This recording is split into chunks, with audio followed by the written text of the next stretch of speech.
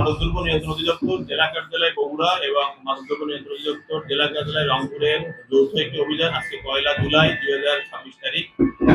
পরিচালিত হয়েছে। আপনারা ইতিমধ্যে দেখেছেন যে 12,000 পিস ইয়াবা এবং 57 প্যাকেট চায়ের পাতা, যা 500 গ্রাম করে, আমরা 2টা মোবাইল সহ আমরা তাকে আটক করেছি। আটককৃত ব্যক্তির নাম মোহাম্মদ মনসুর মন্ডল, গোদা, 50 বছর বয়স। তার পিতা শাহজালাল মন্ডল, সে কাঞ্চনপুর পীরগঞ্জ থানা রংপুরের স্থায়ী বাসিন্দা এবং সে দীর্ঘদিন যাবৎ তার একটা মুদিখানার দোকান আছে, সেখানে সে চায়ের আড়ালে এই চায়ের প্যাকেটের মধ্যে ঠিক যেভাবে কুরিয়ারে আসছে এই চায়ের প্যাকেটের মধ্যে সেই ইয়াবার প্যাকেট ঢুকিয়ে সিল করে ক্রেতাকে সরবরাহ করে এবং যিনি ক্রেতা হিসেবে নিয়ে যান, নিয়ে সেল করেন, সেটি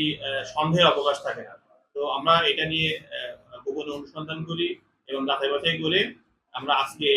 জানতে পেরেছিলাম যে এসি পরিবহনে তার এই আলামতটি আসবে। সেই হিসাবে আমরা ছদ্মবেশে, দেখছেন যে আমরা বিভিন্ন সিভিলে পোশাকে আসি, ছদ্মবেশে ওই এলাকায় অবস্থান করি সিভিলে। এরপরে যখন সে আলামতটা নিতে আসে, এসে যখন সে ফোন নাম্বার মিলিয়ে আলামতটা কাউন্টার থেকে রিসিভ করে, দেন আমরা তখন তাকে আলামত সহ আপনাদের গ্রেপ্তার করি এবং সেখানে সকল মিডিয়ার ভাইরা ছিলেন, দেখেছেন যে মাদকের বিরুদ্ধে যে অভিযান সেটি অব্যাহত আছে এবং আমরা প্রাথমিক জিজ্ঞাসাবাদে তার কাছ থেকে যে তথ্যগুলো পাচ্ছি সেগুলো আমরা আমাদের যে আগের তথ্য রয়েছে সেগুলো মিলিয়ে দেখছি, দেখে